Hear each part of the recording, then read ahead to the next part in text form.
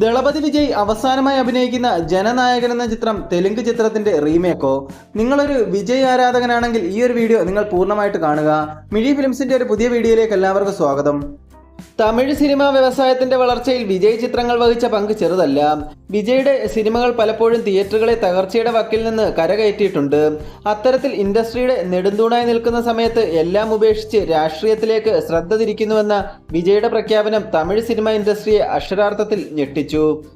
സമ്പൂർണ്ണ രാഷ്ട്രീയ പ്രവേശനത്തിന് മുമ്പ് വിജയുടേതായി തിയേറ്ററിലെത്തുന്ന ചിത്രമാണ് ജനനായകൻ. അനൗൺസ്മെന്റ് മുതൽ ആരാധകർ വലിയ പ്രതീക്ഷയായിരുന്നു ജനനായകന് മേൽ വെച്ചിരുന്നത്. അവസാന ചിത്രം ആരാധകർക്ക് വേണ്ടി സ്പെഷ്യൽ ട്രീറ്റ് ആകുമെന്ന് പലരും കണക്ക് കൂട്ടി. എന്നാൽ ഓരോ അപ്ഡേറ്റ് വരുമ്പോഴും ആരാധകരുടെ പ്രതീക്ഷ കുറയുകയാണ്. തെലുങ്ക് ചിത്രം ഭഗവന്ത് കേസരിയുടെ റീമേക്കാണ് ജനനായകനെന്ന് തുടക്കം മുതൽ റൂമറുകൾ ഉണ്ടായിരുന്നു.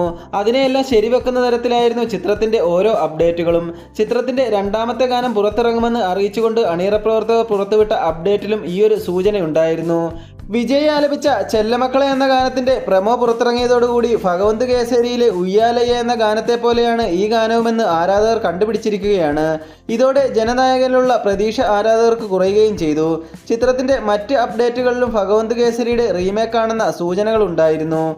വിജയുടെ പിറന്നാൾ ദിനത്തിൽ പുറത്തുവന്ന ഫസ്റ്റ് ഗ്ലിംസിൽ പോലീസ് വേഷത്തിൽ വിജയ് പ്രത്യക്ഷപ്പെട്ടതോടെയാണ് സംശയം ബലപ്പെട്ടത്. ആദ്യ ഗാനത്തിൽ മമിതയുടെ ഗെറ്റപ്പും ഈ സംശയത്തിന് കൂടുതൽ ബലം നൽകി. ഇപ്പോഴിത് റീമേക്കാണെന്ന് 90% ഉറപ്പായിരിക്കുകയാണ്. വിജയുടെ കരിയറിലെ വലിയ ഹിറ്റുകളിൽ ചിലത് റീമേക്കുകളായിരുന്നു.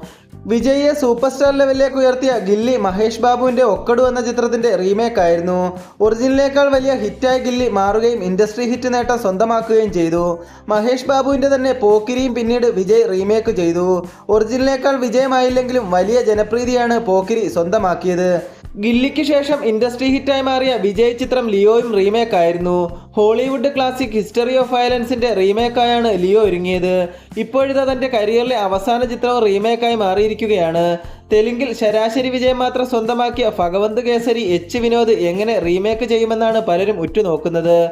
തീരൻ, സതുരംഗവേട്ടെ തുടങ്ങിയ ക്ലാസിക്കുകൾ ഒരുക്കിയ എച്ച് വിനോദ് ദളപതിക്ക് ഗ്രാൻഡ് ഫെയർവെൽ തന്നെയാകും തയ്യാറാക്കുക. ദളപതി വിജയുടെ ജനനായകൻ എന്ന ചിത്രത്തെ പറ്റിയുള്ള ഇന്നത്തെ വീഡിയോ എല്ലാവർക്കും ഇഷ്ടമായെന്ന് പ്രതീക്ഷിക്കുന്നു. വീഡിയോ ഇഷ്ടമായെങ്കിൽ ഒന്ന് ലൈക്ക് ചെയ്യുക, ഷെയർ ചെയ്യുക. എല്ലാവർക്കും വീഡിയോ ഹൈപ്പ് ചെയ്യാൻ അറിയാമെങ്കിൽ വീഡിയോ ഒന്ന് ഹൈപ്പ് ചെയ്യുക. ഇതുപോലെയുള്ള കൂടുതൽ സിനിമാ വാർത്തകൾക്കും വിശേഷങ്ങൾക്കുമായിട്ട് ചാനൽ കൂടി ഒന്ന് സബ്സ്ക്രൈബ് ചെയ്യുക.